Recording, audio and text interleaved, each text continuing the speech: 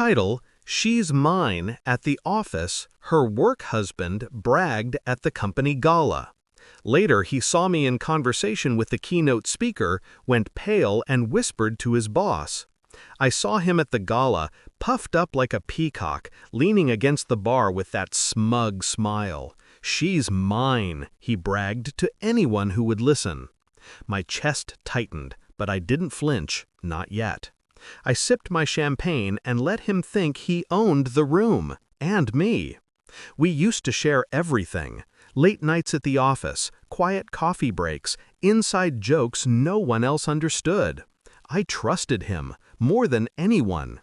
He laughed at my jokes, leaned close during presentations, even whispered in my ear when no one else was around. I believed in us, or at least in what I thought was us. The betrayal didn't hit all at once. It crept in like a shadow. A half smile he gave a new hire, a phone he shielded too carefully. Then the whisper from a colleague I barely knew. "You should know, he's not just bragging at the gala, he's playing a game, and you're not part of it." I felt the sting first, like acid on skin.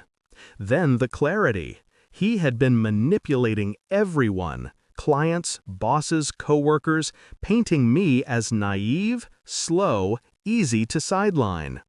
My pulse slowed, thoughts sharpening. Pain became strategy. Anger became calculation. I watched. I listened. I recorded without a trace. Emails, subtle financial discrepancies, offhand comments from those too afraid to speak, they all fell into my collection. Week by week, I built a case. Not one for revenge born of fury, but for a performance crafted with precision. I started small. A whispered suggestion here, a corrected fact there. I let him make mistakes, nudged him toward missteps he couldn't see. Every slip fed my files. Every brag reinforced his arrogance. I stayed calm, invisible yet omnipresent, like the tide rising unnoticed until it sweeps you off your feet. The night it all shifted, it was subtle. I approached the keynote speaker after the last applause. Just casual conversation, or so it appeared. He saw us. His smile froze mid-toast. Pale, breath-catching. He leaned toward his boss and whispered the words that echoed in my mind. "We have a problem." I kept my expression neutral, as if nothing had changed. But inside, a storm of satisfaction brewed. The man who had claimed possession over me, over the office, over perceptions, he was terrified. And he didn't even know the extent of the storm heading his way. The execution was meticulous.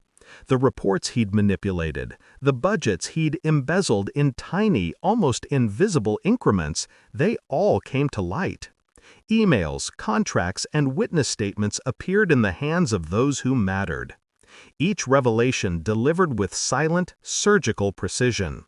At the departmental meeting, I watched him sweat under fluorescent lights. His bravado cracked, words stumbled, colleagues exchanged glances heavy with suspicion.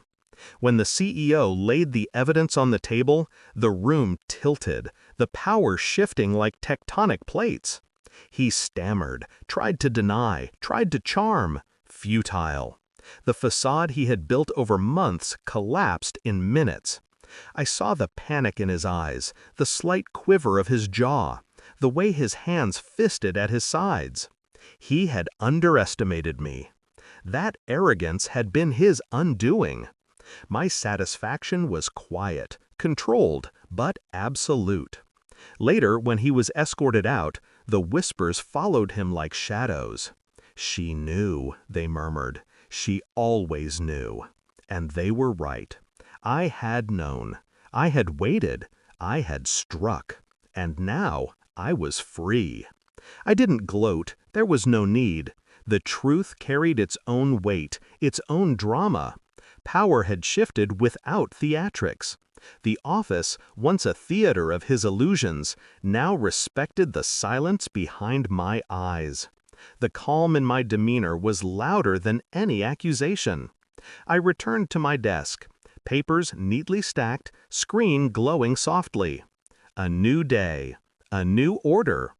I allowed myself a brief smile, not one of triumph over cruelty, but of relief.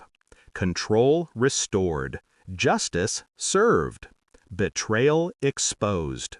He had thought he could own me, control the narrative, but in the end, he was the one who lost his footing, while I, who had never flinched, stepped forward, steady, unstoppable. I sipped my coffee slowly, savoring the quiet. The office hums around me, oblivious to the drama that has ended. And I think to myself, without a trace of regret, she's mine? No, she was always mine.